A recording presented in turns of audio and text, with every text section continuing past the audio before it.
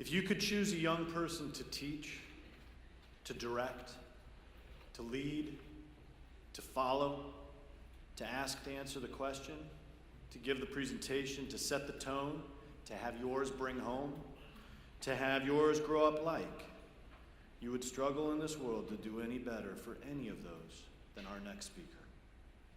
She was selected by her class to give this speech, but not ironically, she was also selected by the founding faculty as the first ever recipient of the President Honors Award for Academic Studio in her 9th grade year. So it is only fitting that she be the first person to give the Academic Studio class speech. Ladies and gentlemen, Ms. Prinsey Walker.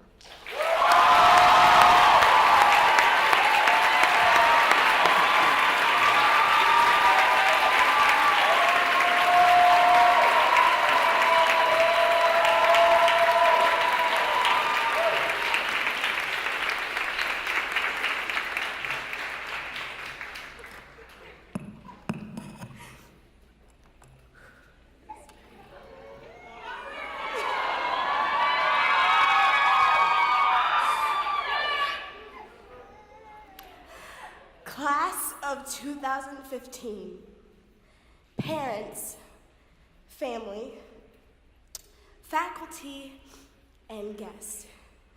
I am honored to have the privilege to stand before you and address you on this remarkable day. Class, we've had so many experiences together that I can recall, that in writing this speech, I did not know where to start. So, I thought it would be best to start in the beginning. August 1st, 2011, our very first day of orientation. 60 teenagers stepped onto the NOKA campus as the first students of the brand new academic studio. Needless to say, we were the guinea pigs. I remember seeing everyone's faces for the first time. Each and every one of us, including the faculty, looked very excited and very scared. There were so many questions that we wanted answers for. How is this school going to work? How are we going to balance our arts and academics? How are we going to be graded? Are we going to even graduate? As I said, we had so many questions, but we all put our fears behind us and embarked on the journey of the academic studio. August 10th, our first official day of school. I can say those first few days of school were truly a test. At most high schools, academics are very structured and fairly simple. Teachers teach the lesson, assign the work, and students turn in the work on the due date.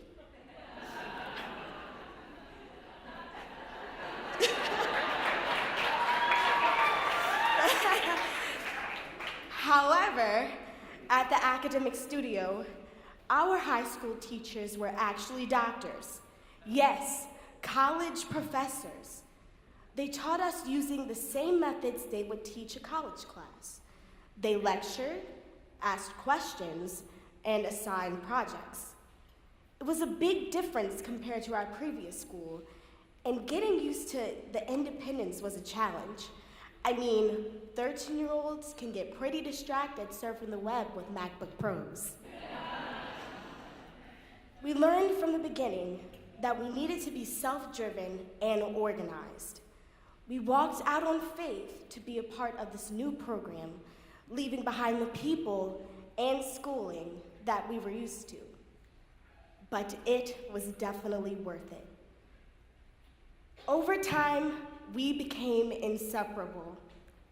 Familiar with the same 60 or so students, the 2 classroom spots, the library in Marsalis, and the same 4 teachers, Mrs. Guidry, Dr. Weber, Dr. Kakantis, and Dr. McDonald.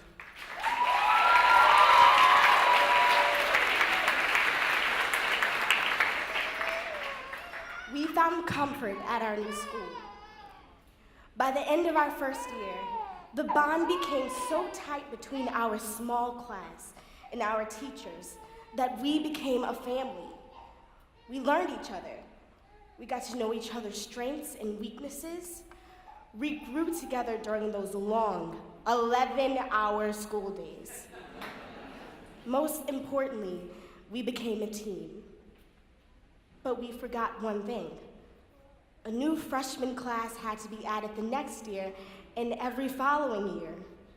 First, we were the only child, and now we were getting new little brothers and sisters. Eventually, we got acquainted with the underclassmen and began to serve our roles as leaders and mentors of our school. However, when we got new teachers, we had to fill them out. One memorable moment was when Dr. Lilly first came to sit in some of our classes. We stared down on him like hawks. He says that we were the most terrifying class that he had ever visited. Eventually, we became welcoming. Over the last 4 years, we have seen this family grow into something beautiful. With our own building, the Great Hall, 8 amazing teachers, and other very supportive faculty. Our high school experience was nothing equivalent to our parents, sisters, brothers, or teachers. We had no mascot, we had no sports, but we were artists in training. We had some of the best facilities in the nation for training artists. But it's not the beautiful buildings that make up the school. It's the people. I did more than attend football games on Friday nights. I got to see my friends in action doing what they loved. For the last 4 years, I've watched little Phoenix and Monica struggle going from class to class with paintings that were the same size as them. Along with Daniel and Gilberto helping them out whenever they could. I love to see Victoria Green use her amazing art skills to capture all of our hearts and change the way we treat our environment. I'll miss seeing the mystical creations that Nicodemus created and the pictures of Miley Cyrus that V drew. The movies and music videos that Marco and Bailey produced were amazing. I heard some cool mixes from Creighton. I witnessed the hard work that Tori, Megan, and Nick put in behind the scenes in theater design, making their peers look like professionals on stage. I was a cheerleader in the audiences for all the dancers, Natalie, Colette, Michaela, Gabby, and Casey. It was a bittersweet moment last night to share the stage with my friends, Ashley, Karis, Alexis, and Taishane in our senior showcase. Everyone's favorites, the culinary artists.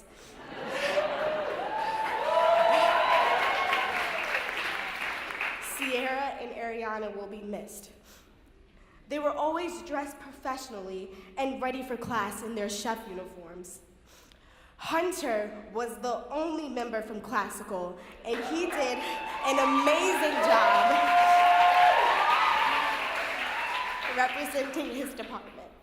He kept us all up to date about the music industry and was never afraid to correct someone if they were singing off pitch. I'll miss hearing about jazz from Sydney, John Michael, and Rob. Whitney, David, and Brianna, Nana Weatherington, always commanded the room with their beautiful voices in their various opera scenes, and sometimes humming a tune every now and then in class. It was amazing to witness Mary Frances, Reed, Peyton, Rexon, Lily, and Jamaris take control of Lupin and their spring show, Pretty Women.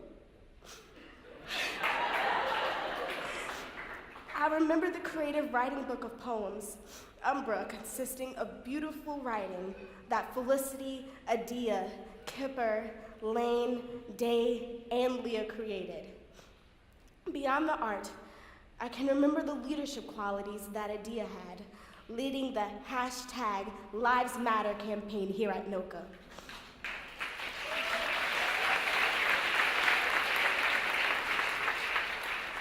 I'd also like to recognize another group of leaders, the Leadership Council, who through the years have helped sculpt student functions and given an active voice to the students here at NOCA. I am honored to be a part of such an amazing class of people. Each of you are so unique and have taught me so much along the way. Continue to be yourselves and the artists that you are growing to be as you venture into your next part of life. The question that was the base for the Academic Studio Integrated Humanities curriculum was, what does it mean to be human? The answer that I have found over the last 4 years is that being human is a responsibility. We direct the path of the world and each other's ability to survive. Class of 2015, our human responsibility is to take the academic and arts training that our teachers have inscribed in us and teach people how precious life is and express how to support one another and protect our Mother Nature, because this is the only home we have.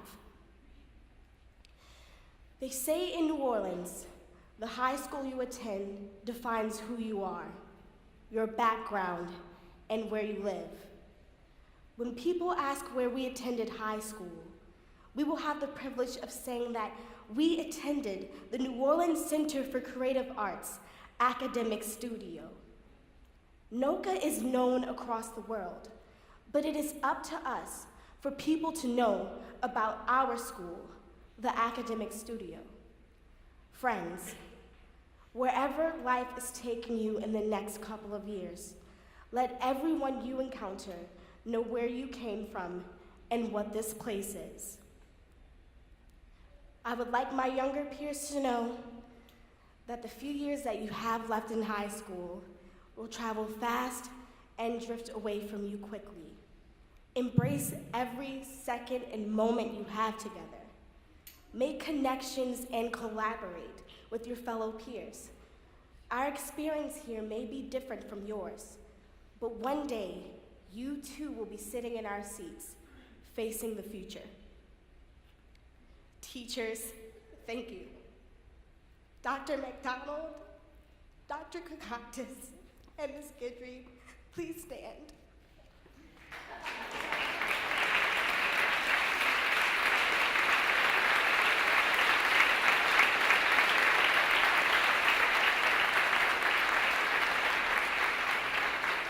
Thank you for starting this journey with us. Thank you for watching us grow. The lessons that you all have taught us will be reflected through the rest of our lives. Thank you to all the teachers who have been a part of our lives. Dr. Nelson, Dr. Hurtado, Dr. Lilly, and Dr. Haas. Thank you for sharing with us your knowledge and wisdom. Parents, thank you for supporting us. Thank you for driving miles and hours away from home so that we could be a part of this amazing place. Thank you for supporting us in our performances and for throwing our pizza parties and winter socials. We'll never forget that. In the beginning, we were fearful and scared. Now we're here. We did it.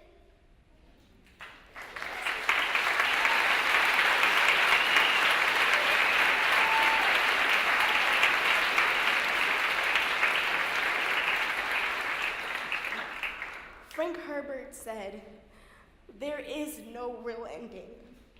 It's just the place where you stop the story." Our story is not ending. This is a new chapter in our lives. This is a new beginning.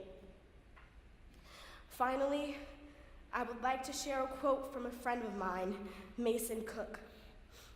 "Although our paths may never cross again, we never forget our way back home.